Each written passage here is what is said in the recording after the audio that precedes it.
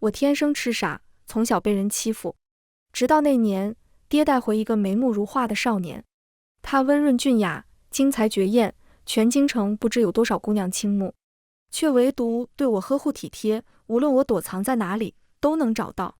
可爹去世那年，位极人臣的他将我丢在一个荒僻的院子，我等啊等，再也等不到他的身影。这一次找到我的是一个马背上的异族少年。大家好，欢迎收看皮皮听书。谢衡高中状元骑马游街的那天，引来了全京城官宦小姐倾慕的目光，可他们都不敢靠近，只聚在一起窃窃私语，还夹杂着我的名字。咱们别招惹，这可是首府大人内定的女婿。真是平白便宜了宋念卿那个傻子。风华绝代的状元郎配个练字都不会写的傻子，实在可惜。我心里难过，想冲过去告诉他们，我明明会写字，只不过写的没那么好看。这时，远处有个女子骑马而来，一身红衣，比火还热烈明艳。她停在谢衡面前，爽朗一笑，将手中的剑递了过去。状元郎，我看上你了。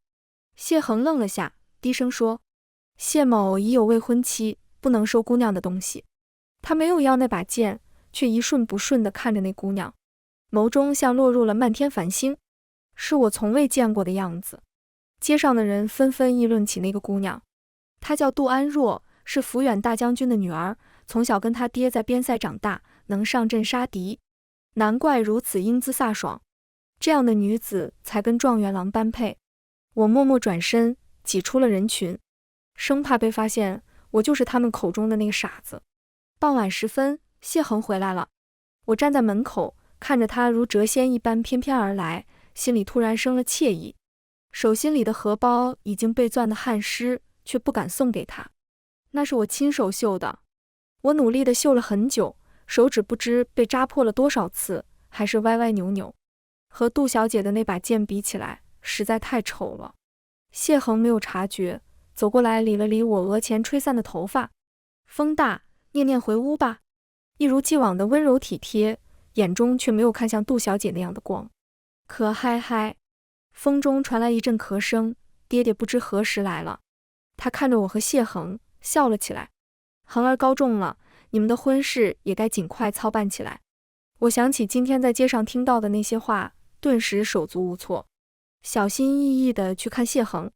他还是那般面沉如水，对着爹爹行了个礼。有劳首府大人。这2年，爹的身子不太好，总是整夜的咳嗽。可他还是亲力亲为为我们准备婚礼。这天，我拿不定凤钗的样式，就去找谢衡。刚走进他的院子，就听到里面传来杜小姐的声音：谢衡，你真要娶那个傻子？宋家与我有恩，救过我的命，可报恩的方式有很多，为什么要把自己的一辈子搭进去？杜小姐的嗓音突然抬高：难道你会喜欢一个傻子？谢衡，你敢不敢承认，你爱的人是我？院子里一阵沉寂，良久，传来谢衡的叹息，悲伤又无奈。对不起，安若。我的心一下子疼得喘不过气来，转身落荒而逃。打我记事起，娘就去世了。爹爹是朝廷的大官，每天早出晚归，年纪相仿的小姐公子们谁也不跟我玩，他们总在背后大声叫我那个傻子。我只能每天独自坐在院子里数天上的飞鸟，可常常数着数着就乱了，又要从头数起。直到8岁那年，我跟着爹爹去江南，遇到一个被打得遍体鳞伤的少年，他是娼妓，被逼着去接客。我觉得可怜，拉了拉爹的袖子：爹，救救他吧。一直冷眼旁观的爹笑着摸了摸我的头：好，既然念念开了口，就救他一命。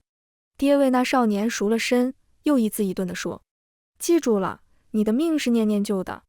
少年微愣，抬头看我，我这才发现他长得比画上的人还好看，连忙笑嘻嘻地拉住他的手：小哥哥，你叫什么？怎么长得这么好看？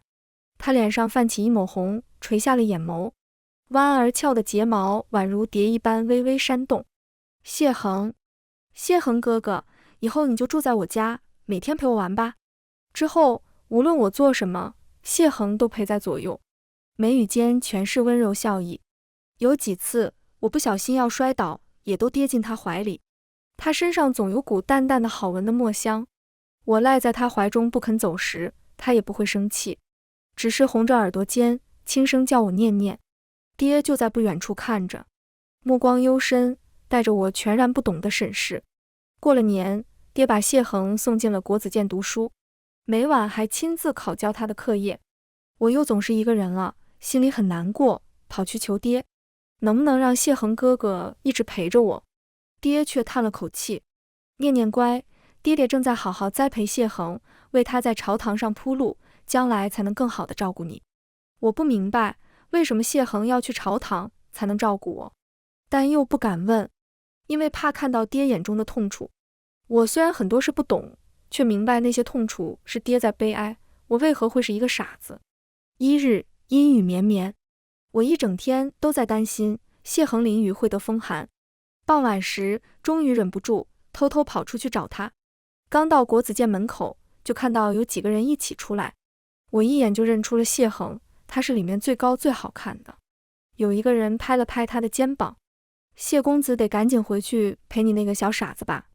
其他的人全都哄笑起来。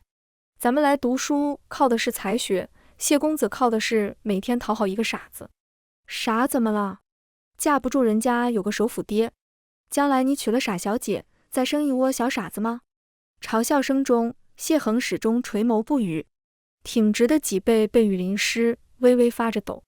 我第一次知道自己会给谢恒带来那么多羞辱和难堪，心里比别人嘲笑自己更难过更疼。我再不敢去送伞，转身跑走了，一直哭着跑了许久。等天黑时，发现自己迷了路，四周黑乎乎的，没有一个人影。我完全辨不清方向，不知摔了多少跟头。伞摔坏了，衣服湿透了，冷得瑟瑟发抖时，是谢恒找到了我。他满脸焦急，一把将我拥进怀里。没事了，念念不怕，我在这。回去的路上，我伏在他背上，看着地上我们交错在一起的影子，眼泪又流了下来。谢恒哥哥，你是不是讨厌我？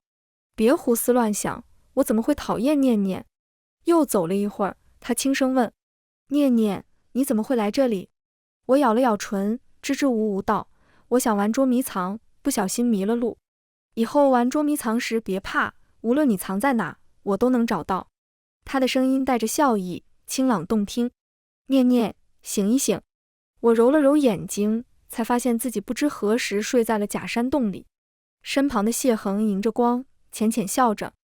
又在玩捉迷藏吗？让我找了好久。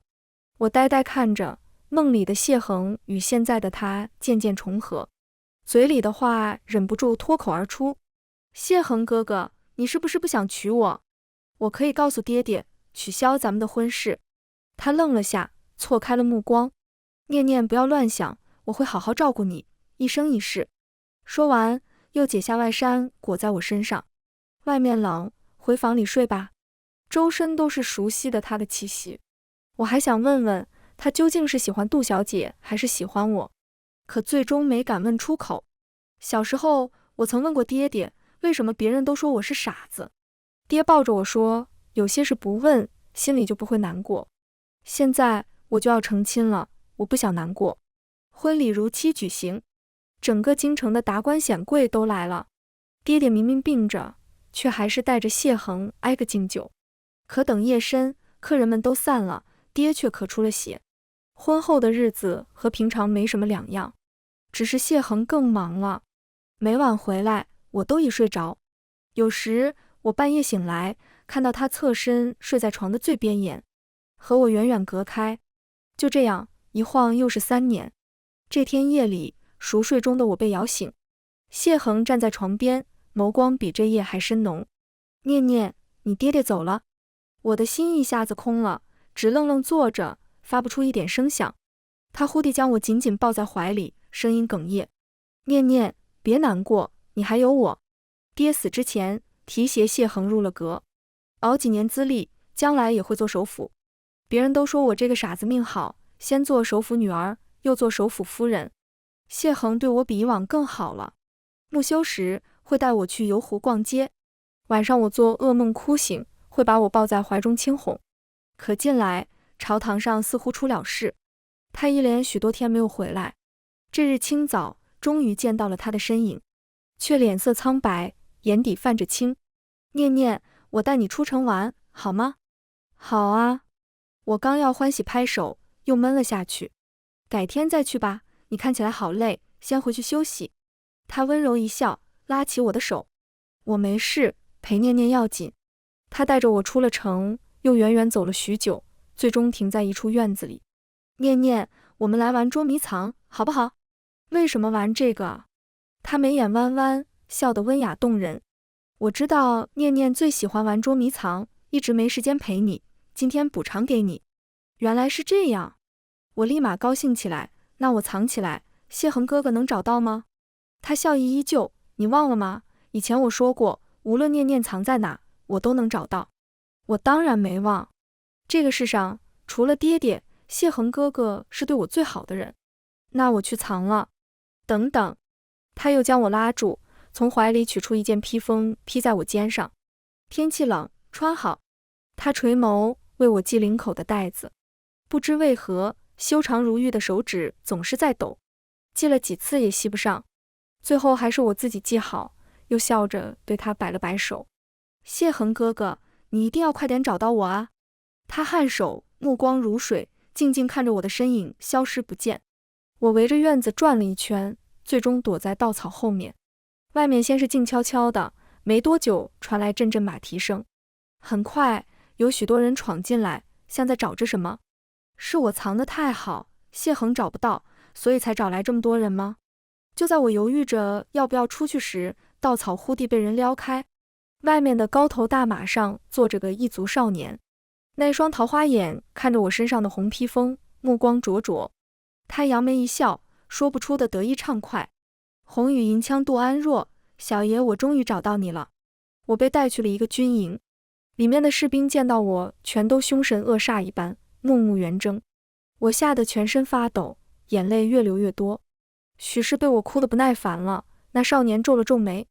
杜安若，你爹是抚远将军，自己好歹也上过战场，哭成这样丢不丢人？我说了，我不是杜安若，你们抓错人了。抓错人？他展颜一笑，你身上这件衣服叫红羽长，世上只此一件，是杜安若独有。而且你藏身的地方是杜家极隐蔽的私宅，小野我也是打探了许久才知道的。还说你不是杜安若？什么红羽长？什么私宅？我呆住了，喃喃道，我和夫君出来玩捉迷藏，他要我躲起来，还说很快来找我。玩捉迷藏？你莫不是把我当傻子？他嘴角的笑顿住了，若有所思地看着我，然后突然将我的手握在掌心，一点点抚过，自言自语道，这么细嫩的手，怎么可能握过缰绳，拿过枪？说着又猛地撕开了我的衣衫。不要！我双臂紧抱，泪如雨下。别脱我的衣服，求你了。他死死盯着我右侧裸露的肩膀，脸色变了几变。没有箭伤，看来还真被你这傻子骗了。他冷笑了一声，转身就要走。这时旁边一个随从模样的人说，这女人虽傻，倒生得极美，三王子留下暖床吧。没这兴致。他摆了摆手，却在扫过我的鬓发时突然愣住，又挑起我的下巴，看看我，又看看我头上的发钗，桃花眼中闪着异样神采。他勾了勾嘴角，为我一点点把衣服穿好。别哭了，小傻子，你夫君不要你了，往后就跟着我吧。少年说他叫伊南，是鞑靼的三王子，他和杜安若在战场上远远见过一面。那时他扬言要生擒他，却一箭射伤杜安若的肩膀后，让他跑了。之后他想方设法布下天罗地网去抓人，没想到最后被调了包。说到这时，他挑着眉坏坏一笑，小傻子，你夫君为了救杜安若，故意把你扮成他的样子，他对你一点也不好。其实不用他这边一遍又一遍地说，我就算再傻也明白，谢恒为了救杜安若不要我了。心酸痛难耐，眼泪再次汹涌而出。怎么又哭了？伊南抬手给我擦泪，他的手指和谢恒的不一样，有一层薄茧，带着玛萨感。你夫君不要你了，我要，往后带你一起回草原。伊南对我很好，每天带我骑马，还捉些小鸟、小兔子哄我开心。他说，草原的星星最美，在夜空下对着长生天许愿，一定能实现。喂，小傻子，你想许什么愿？我脑子里又冒出谢恒的样子，赶紧摇摇头。我不知道。他潋滟一笑，眸亮如星。那我就许愿，一辈子和小傻子不分开。这天，我们在外面玩了许久，傍晚回去时，遇到数不清的杀手，直接拔刀杀来。一男连忙调转马头，一路飞奔。可他的马载了2个人，迟早会被追上。我心中一片绝望，渐渐松开抓着他的手，等着他将我丢下去，被后面的马踩踏而死。抓牢了，小傻子！身后的人却将我抱紧，弯身将唇贴在我耳畔。别害怕，我不会丢下你的。不知跑了多久，后面的人开始放箭，一阵温热浸透衣衫。我赶紧回头，见一男的背上中了箭，鲜血流了一地。怎么办，小傻子？他气息微弱，勉强笑了笑。我不能跟你一辈子不分开了。心口忽然像闯进只小鹿，狂跳起来。我拔下头上的发钗，转动机关，对着天空放出一枚信号。很快，远处有了回应。我抓紧一男的手，喊道：“去那里，会有人救我们。”而他愣愣地望着前方，低声道：“玄甲军的信号果然在你的发钗里。那发钗是爹爹去世前给我的。”他暗中养了一只私兵，全是精锐，而召集的信号就在发钗之中，只有我一人可以打开。他说不到万不得已，千万不要调动这支私兵，被皇帝知道后，恐会降下谋逆之罪。我牢记爹的话，从没想过发信号，但一男是唯一真心对我好的人，宁可受伤也护着我，不把我丢下马。我真的不想他死。马一路飞奔，已经能远远看到前方严阵以待的士兵了。我不禁欢呼：“一男，我们得救了！”他却忽地调转马头，向着身后的杀手跑去。等离得近了，抽出腰间的刀，大声喊道：“前面就是中原的玄甲军，合围全歼！”那些刚刚还对他杀气腾腾的骑兵，竟然全部听命，向着爹爹的私兵冲杀过去。顿时血光冲天，我呆呆地看着，全身止不住的抖，一双手抚上我的眼睛。一男的声音又轻又柔：“对不起，小傻子，我也骗了你。等这场仗打完，我带你回草原，我们……”可他的话被一个清冷的声音打断了：“念念，我来接你了。”夕阳下，有一人骑马而来，一袭白衣，满身风华，是谢恒。他停在我身前，眸光涌动，似有化不开的思念与缱绻。“跟我回家吧，念念。”身后的一男昂了昂下巴，将我抱得更紧了些。“你是谁？凭什么带他走？”“我是念念的夫君，自然要带他回家。”“哦。”一男拉了个长音，口气无比嘲讽：“小傻子，原来这就是处心积虑把你扮成杜安若被我抓到的夫君，这样的人不要也罢。”谢恒眸色骤然，转身，嘴角扯出一抹冷笑：“三王子不惜受伤，盐苦肉计骗出念念的信号，全歼玄甲军。立下这等战功，只怕离鞑靼捍卫也不远了。”两人你一言我一语，说着算计利用我的话。一个是除了爹爹，在这个世上我最喜欢的人，另一个是刚刚我以为唯一真心对我好的人。头忽然好疼好疼，整个世界天旋地转，我眼前一黑，从马车栽了下去。“念念，别难过，你还有我。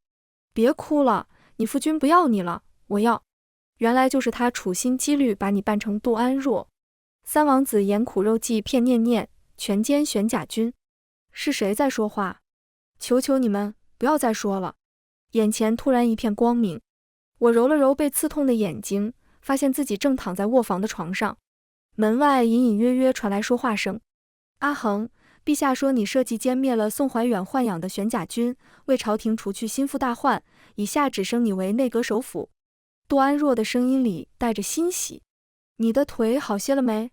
小心留下旧伤。”“无妨。”谢恒淡淡的声音响起：“宋怀远养私兵是谋逆之罪，要株连全族，你为何要跪3天3夜给宋念卿求情？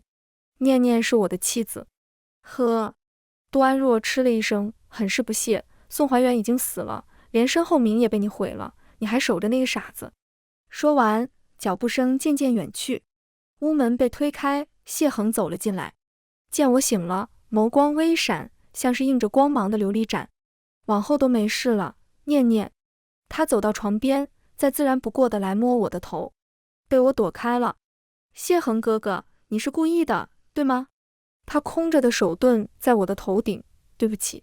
你知道那只发钗只有我一个人能打开，所以让我扮成杜安若，被鞑靼人抓走。你以为我遇到危险又找不到你，肯定会用发钗求救，所以就一直等着，等着玄甲军出来，向皇帝上奏我爹犯了谋逆大罪，哪怕他已经病故，也要让他身败名裂。是这样吗，谢恒哥哥？从小到大，我还从不曾一口气说过这么多话。而谢恒始终垂着眸，长睫微微颤着，一言不发。你的学问都是我爹爹教的，他对你这么好，你却踩着他的尸骨坐上了首府。我心如刀绞，抓住他的衣襟，嘶声质问：为什么？你怪爹爹逼着你娶我，毁了你的一辈子是吗？可爹爹全都是为了我，你恨的人应该是我，要报复的也是我啊。衣领逐渐松散开，谢恒一向沉静内敛的脸上忽然闪过莫大的惊恐，猛地推开我，后退了几步，但又很快缓过神，掩好领口，来看倒在床上的我。对不起，念念。我仰头看他，眼泪簌簌而落。谢恒哥哥，你恨我吧，不要害爹爹，求你了。他抖着手为我擦泪，嗓音哑得厉害。念念，我怎么会恨你？我们是夫妻，我会好好照顾你，一生一世。一生一世。我侧开头，默默闭上了眼睛。因为我是个傻子，所以你连恨都不屑，是吗？你不屑于恨，就只有利用和欺骗。日子似乎又回到了曾经。谢恒每日早出晚归，我独自待在家中，数天上的飞鸟，地上的叶子。这天，院里的梨花开了，我数着花瓣，不知不觉睡着，梦到了小时候，谢恒为我摘梨花，编花环，落了满身花瓣。我拉着爹爹的手说：快看，谢恒哥哥像不像天上的仙人？爹颔首而笑，确实配得上我家念念。果然是傻子，都这个时候了，还在睡觉。一声冷笑将我从梦中惊醒。杜安若不知何时来了，正低头睨着我。朝廷的旨意下来了，宋怀远犯了谋逆大罪，今日午时将被挫骨扬灰。你不去看看吗？我呆愣半晌，才明白是什么意思。爹爹的坟就在京郊，下葬那天，谢恒带我一起去的，那里还合葬着娘亲的棺椁。我站起身，拼命往外跑。不要刨开爹爹的坟，不要将他挫骨扬灰。地下那么黑那么冷，娘亲不能孤零零一个人。一路上不知问了多少人，摔了多少跤，终于跌跌撞撞跑到坟茔，那里已围了许多侍卫。我疯了似的冲过去，扑在坟头上。不要碰！哪里来的疯子，妨碍我等，该当何罪？有人大喝着，拔出了佩刀，身后的人却把他拉住，小声说：她像是首府谢大人的夫人，咱们可伤不得。其他人顿时面面相觑，小声议论起来。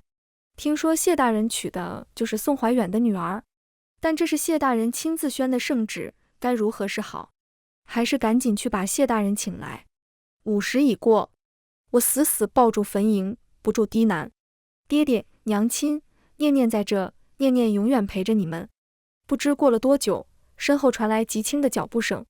念念乖，跟我回家。我猛地回头，死死盯着一袭官袍的谢恒，一字一句道：若要掘坟，先杀了我，我去陪着爹爹和娘亲。他整个人晃了晃，走上前，不由分说将我整个人抱走，又低声吩咐：开挖。不要，不要啊！爹爹，娘亲！我崩溃大哭，用尽全力也挣脱不开谢恒的禁锢，被他抱着越走越远。身后漫天黄土纷纷扬扬，似能遮住这碧空骄阳，整个世间止于一片昏黄。我张嘴狠狠咬住谢恒的肩膀，很快就有温热溢出。我满口血腥，凄声笑了起来。为什么？为什么要这么对爹爹？谢恒，我恨你。他眼眶通红，抿紧嘴角，凑到我耳边。念念，我告诉你为什么，我全都告诉你。谢恒抱着我一路回到卧房，将我放在床上，开始解腰间的衣带。衣衫一件件掉落，那具我无比熟悉又无比陌生的身子第一次裸露在我眼前，冷白的皮肤却深深浅浅遍布伤痕。念念，你看。他握住我的手，摸向胸前一处嶙峋伤疤。现在你该明白，为何成亲3年多来，我每晚都合衣而卧，从不敢靠近你了吗？因为我害怕你见到我这副样子，会觉得我肮脏恶心。他说着，忽地笑了，神情却无比悲伤绝望。你知道这些伤是怎么来的吗？15岁那年，我家获罪，被卖入南风馆。前3天来的都是一个宫里的老太监，每一晚都那么漫长，长到让人生不如死。第4天，在我快要活不下去时，被你和你爹救了，带回京城。我读书、科考、中状元，入朝为官，每走一步都被你爹提携照应，让所有人羡慕不已。可没有人知道，我曾在无意翻看陈年卷宗时，看到了当年我家的案子。其实我最初是和家人一起流放，是你爹单独圈出了我的名字，改为没入昌吉。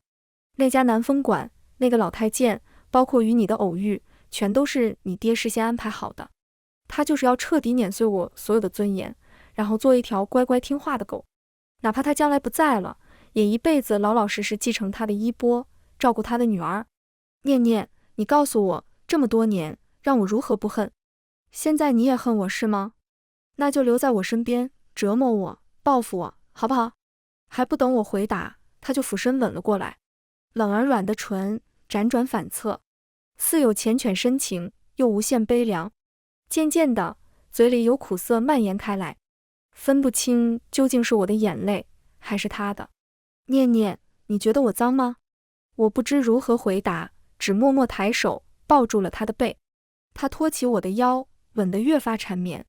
念念，别离开我。床上的帷幔层层落下，宛若一张网，将我牢牢裹住。黑暗中，我仿佛看到了那个站在梨树下，容色比梨花更胜一筹的少年。他红着耳根对我说，我会一直陪着念念。最近京城里的人都在说，朝廷要和鞑靼人打仗了。我认了许久的路，终于能够独自一人出门去找杜安若。见到我，他有些意外。我就要随军出征了，没空理你这个傻子，有什么事找你的谢恒去。说完就挥手要把我赶走。我急忙说，杜小姐，我知道你要出征，所以才来找你。你能帮我出城吗？他愣了下，终于肯正眼看我。你要走？谢恒知道吗？他不让我走，我也没有路引，所以才来找你。我边说边从袖子里掏出银票，这个给你，帮帮我吧。他没有接，只是若有所思地打量着我，最后点了点头。那10日后申时，我在城南门口给你安排好马车，过时不候。我喜出望外，谢谢你，杜小姐，我一定准时到。最近谢恒都在忙和鞑靼人打仗的事，已许多天不回来了。我害怕记不清路，每天都去一趟南门口。日子一晃而过，10天后，我早早过去等，果然申时一到，就驶来一辆马车。马夫对着我招了招手，是宋小姐吗？上车吧。我上了车，等走到城门口，才知道今天是大军出征的日子。我的马车挂着杜家的标识，轻易就出了城。城门渐渐远去，我打开车窗，向后望了望，却不想看到了那抹熟悉的身影。谢恒正站在城楼上，低头与身边的人说着什么。我呆呆看了一会儿，默默关上了车窗。马车跟着出征的大军走了10余天，最后停在一个边塞小镇上。车夫将我带到一个干净整洁的小院，里面吃穿用度一应俱全。宋小姐以后就住这儿吧，我家将军说了，这里民风淳朴，不会有人欺负你。另外，宋小姐可有随身之物给小的，小的也好拿回去跟将军复命。有的。我忙不迭点头，将一直带在身上的玉坠取下。真是感激不尽，替我谢谢杜小姐。车夫走后，我独自在这里住了下来。最开始不会生火煮饭，有一次差点把屋子点燃，是附近邻里赶来灭了火，右手把手教我怎么生火、烧水、淘米、煮饭。我学得慢，他们也不会不耐烦，反而安慰我：你一个小姑娘家，有什么事要帮忙，尽管开口。这里真的和京城不同，没有人嘲弄我，也没有人笑话我是傻子。这天，我好不容易蒸熟了一条鱼，准备动筷子时，听到了敲门声。我以为是邻家常来的大婶，赶紧去开门。大婶，您来的正好，快看我蒸的。在看到门外的人时，我的话戛然而止。眼前的人身姿挺拔，对着我眨了眨桃花眼，灿然一笑：小傻子，好久不见了。是达达的三王子一男。上次你突然晕倒，谢恒说只有宫里的太医才能医好，不得已才让他把你带走。今天终于又找到你了。我心里慌得厉害，下意识就想关门。我已经没有你能骗的东西了，你快走吧。他眸色暗了暗，一手撑住门，另一手抚了抚我的头顶。对不起，小傻子，我以后都不骗你了，真的。说着，他用力嗅了嗅，又笑了起来。好香的鱼，我正好饿了。饭桌上，我坐在离他尽量远的地方，看着他大快朵颐。一条鱼吃完，他抹了抹嘴，像只厌足的猫。你怎么到这里来了？谢恒又不要你了？没，我自己偷跑出来的。说完，我才觉失言，连忙捂住了嘴。那正好，跟我回草原吧。他从袖子里掏出一样东西，在我眼前晃了晃。你一个人傻乎乎的，贴身之物丢了都不知道，还是我在集市上看到，才察觉你跑到这里来了。仔细去看，他手里的不正是我送给多安若的那枚玉坠吗？怎么会出现在集市上？正纳闷着，院子外突然传来多安若的声音：三王子，我等着这么多天，你终于现身了。今日既然来了，就插翅难飞。一男一下子变了脸色，愣愣地看着我，眼中全是痛色。小傻子，你跟他里应外合来害我。害他？我听不明白，茫然地眨了眨眼睛。他又静静看了我片刻，忽地笑了起来，眼睛里像坠入了星星，亮晶晶的。你那么纯善，怎么可能害我？肯定也是被多安若骗了。说完，他飞身上了屋顶，看着外面的多安若，挑了挑眉。带这么点人就想抓小爷？我知道这些人困不住你，可你能带宋念卿一起走吗？多安若的口气甚是笃定，劝你还是束手就擒。你若是只身逃走，我就命人放火，把宋念卿活活烧死在院子里。卑鄙！一男咬了咬牙，冷声道：利用无辜的小傻子。彼此，三王子当初不也利用他为自己立战功，害得他爹被挫骨扬灰？在多安若的笑声中，一男低头看我，目光晦涩，似有无限歉意。又一次被人欺骗利用，我心里却并不像之前那么难过，笑着对一男挥了挥手：谢谢你来看我，快走吧，我没事。他那双好看的桃花眼渐渐红了，像是染了胭脂，反身跳下来，从怀中掏出一张软帕塞到我手里：这个给你，哭的时候用来擦泪。说完，径直走向门口，打开院门，将腰间的刀扔在地上。这次你赢了，多安若。多安若得意一笑，做了个手势，身后的人立马上前，将一男用铁链锁住。被带走前，他又回头看了看我，笑容依旧。没关系，小傻子，下次努力别再被骗了。等所有人都走了，多安若才转头看我：谢恒找你找得快要疯了，我送你回去。杜小姐，我想了想，还是问出了心里话。其实从一开始，你就想利用我骗出一男，要走那玉坠也是故意的，是吗？他眼中有怜悯一闪而过。以后你还是好好留在谢恒身边，别再给他招惹麻烦了。杜安若将我带回了大营，远远就看到谢恒长身玉立，站在帐篷前。念念看到我，他眼中绽出狂喜，一把将我抱进怀里。一旁的杜安若撇了撇嘴：人我给你好好带回来了，他和我爹的那些折子可以撤了吧？谢恒沉着眸，冷声道：以后别再打他的主意。现在知道护着了。当初是谁来找我要红羽裳，让这个傻子偷梁换柱的？杜安若口气无比嘲讽，说完转身就走。谢恒脸色煞白，勉强笑了笑。没事了，念念，跟我回去吧。好，我乖顺地跟着他，走了一会儿，轻声说：谢恒哥哥，这些日子我想明白一件事。他紧牵着我的手，什么事？之前你们都骗我，利用我，我心里好疼好难过，总觉得都怪自己，为什么是一个傻子？可这段时间我一个人住在镇子上，那里的人们看出我笨，什么都不会，却都对我很好，每天都来帮我教我。我想明白了，并不是我傻就活该被骗，你们骗我是你们的心思坏，不是我的错。牵着我的手忽然剧烈地抖了起来。对不起，念念。我仰头看他，轻轻笑了笑。谢恒哥哥，爹爹为了我算计你，你又利用我报了仇，我们可以互不相欠，就此分开了吗？我再不想每天守在院子里，看着那一方小小天空，一只一只数鸟了。他垂着眼眸，拢了拢我被吹散的头发。念念，再给我点时间行吗？等我找到还活着的流放的族人，再求陛下开恩，让他们离开那苦寒之地，就辞官带你离开京城。天涯海角，无论你想去哪，我都陪着你。我低下头，默默叹了口气。他骨头倒是硬，无论怎么用刑，都不开口。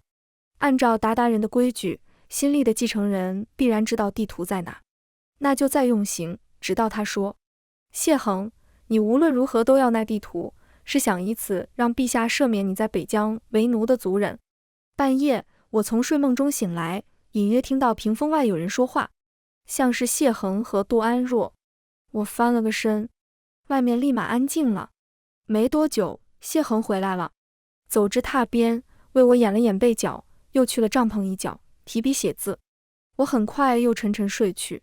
2日后，我披上一件宽大的斗篷，拿着谢恒的腰牌，去了刑讯的牢房。待他出来，谢大人说要亲自审问。看守看了牌子，打开了牢门，又解下里面人身上的锁链。一男一瘸一拐地走了出来，他全身是伤，衣服上血迹斑斑，早已看不出原来的样子，唯有那双眼睛依稀闪着光。他跟在我身后走了一会儿，忽然勾住了我的手指。小傻子，你舍不得我死啊？我甩开了他的手，指了指拴在隐蔽处的一匹马。你走吧。他歪着头，笑意盈盈地看着我。我们一起回草原吧，我带你骑马打猎，去河谷里捕鱼，你蒸的鱼好香，我还想吃。我却毫不犹豫地摇头。一男，我不会跟你走，放在我身上的地图也不会还给你。他愣了愣，渐渐敛起嘴角的笑。你知道了？谢恒告诉你的。他不知道，是我记起那天并没有哭，你却塞给我一块帕子擦泪。后来我把那帕子浸在水里，显出了地图的模样。没想到小傻子竟然变聪明了，我还以为你就算看到了上面的纹路，也认不出是什么。宋念清。他第一次叫了我的名字，神色郑重，跟我走吧。就在这时，身后突然传来喊声：谁在哪？一男一惊，想要拉我上马，我却转身向身后的士兵跑去。是那个鞑靼三王子逃了，快追！随着呼喊，越来越多的人冲了过来。一男再不敢耽搁，翻身上马，甩了下马鞭，极快地消失在夜色中。我放走了一男，证据确凿。杜安若要将我用囚车押回京城，听候发落。谢恒将前来拘押我的人都挡在了门外。他是听了我的吩咐，用我的腰牌放的人，有何责罚，我来担。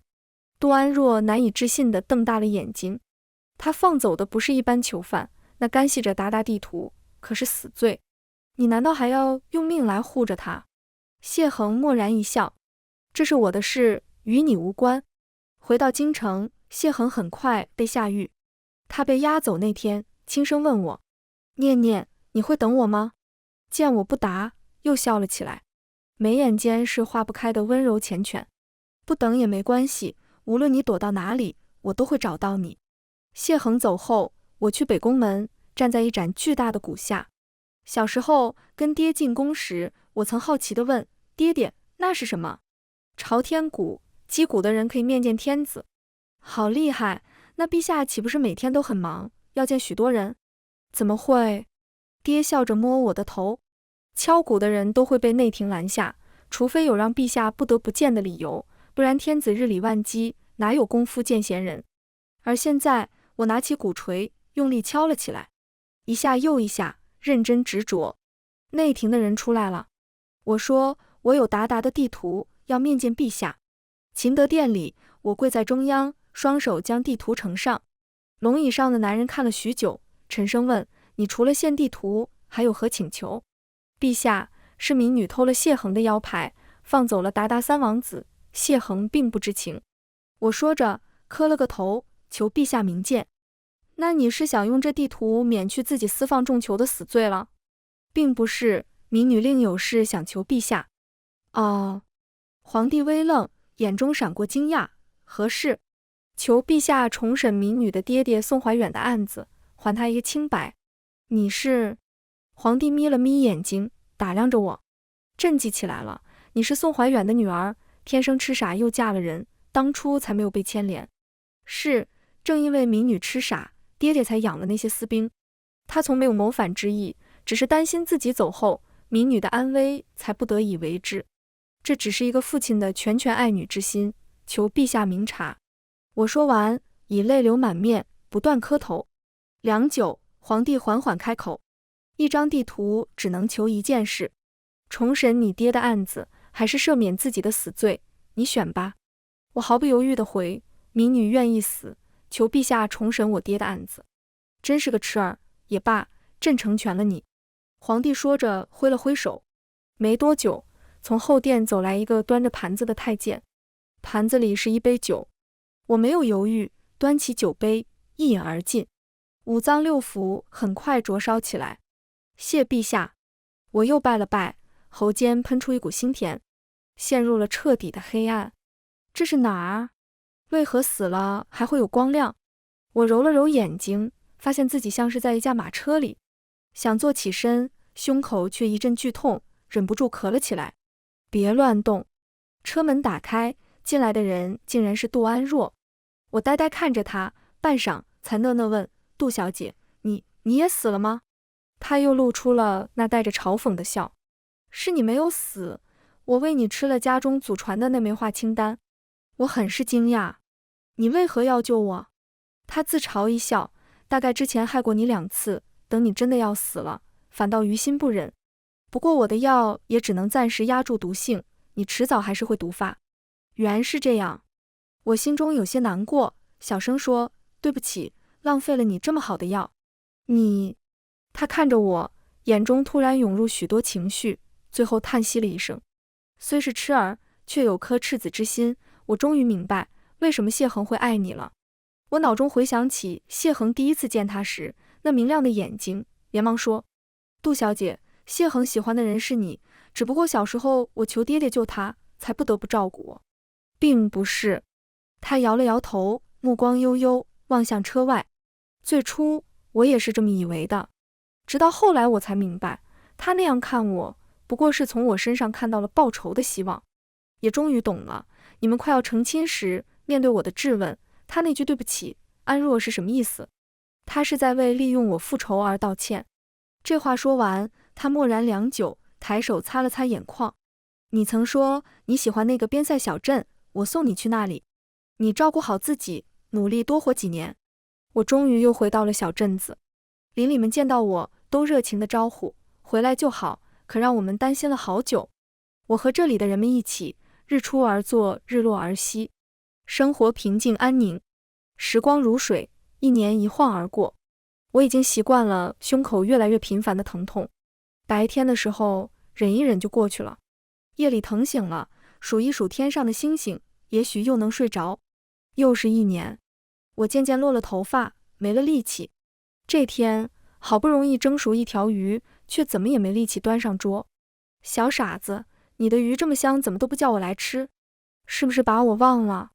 一男竟不知何时站在身后，他将我揽在怀里，仔仔细细地看着，眼眶慢慢红了。我抬起瘦骨嶙峋的手臂，摸了摸自己稀疏的头发，笑了起来。我变成这样，你还能认得出啊？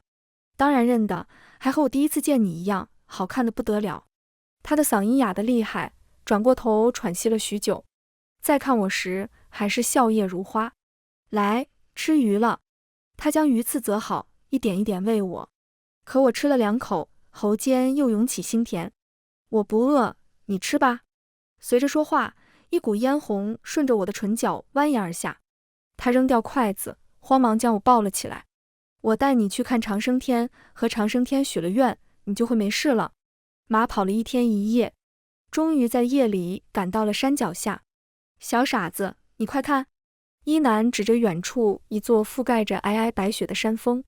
到了，那就是长生天。我去许愿，和小傻子一辈子不分开。他抱我下马，对着雪峰深深跪拜。小傻子，长生天答应了我的愿望，你听见了吗？我的唇动了动，想告诉他，我听到了。伊南许了2个愿望，和小傻子一辈子不分开，如果不行，就把自己的寿数换给他。从小到大，他还不曾如此满腔赤诚地求过长生天，所以长生天一定会答应。草原的草枯了又长，雪化了又下，一晃5个寒暑。这天清早，有一个人孤身骑马而来，他一袭白衣，两鬓斑白，瘦得形销骨立。见到伊南时，那双冷清的眸子才有些许温度。他在哪儿？跟我来。伊南转身向着山谷走去，走了许久，最终停在一片娇艳的花丛中。他对着一块小小的凸起，轻声说：“小傻子，谢恒来看你了。”谢恒跌跌撞撞，一路跑过去，摔倒在花间，努力撑起身，单薄的肩胛弯成个曲折的弧度，止不住的发抖。伊南默默离开了。第2天过去，谢恒还在那里，絮絮说着：“念念，我这一辈子只有1次没去找你，所以你就永远躲着我了，是吗？